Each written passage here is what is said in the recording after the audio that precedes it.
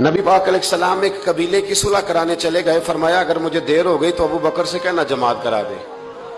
جس ابو بکر کو نبی پاک مصلی پہ کھڑا کرے وہ واقعی ساری امت کے امام ہے، جنہیں حضور مصلی دے.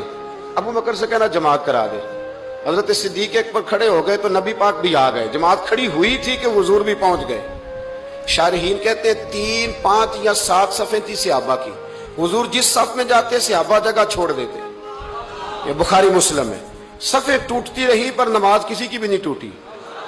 اور حضور پہلی صف کے پیچھے جا کے کھڑے ہوئے تو حضرت ابو بکر صدیق نے ایک قدم پیچھے اٹھایا. حضور نے اشارہ کیا چل پڑھا نماز پڑھا کہ میں تیمل ویکھاں.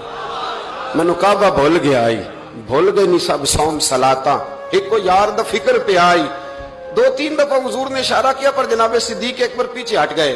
حضور مصلی پہ چڑھے نماز پڑھائی تو نماز کے بعد فرمایا جب میں نے جو کہا تھا. اب لوگ کہتے ہیں حضور نے خود ہی تو کہا ہے. تو حضور فرمانے لگے ابو بکر جب میں نے جو کہا تھا کہ جماعت کراؤ تو کیوں نہیں کرائی؟ بخاری ہے. حضرت صدیق اکبر نے ہاتھ باندھے تو رو پڑے. عرض کرنے لگے حضور اب ابو قحافہ کے بیٹے کی اتنی جرت تو نہیں نا کہ نبی پاک کے مصلی پہ کھڑے ہو کے نماز پڑھائے.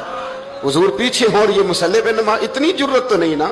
تو رسول اللہ کی محبت اصل ایمان، یہ جو محبت ہوتی ہے نا یہ شوق پیدا کرتی ہے.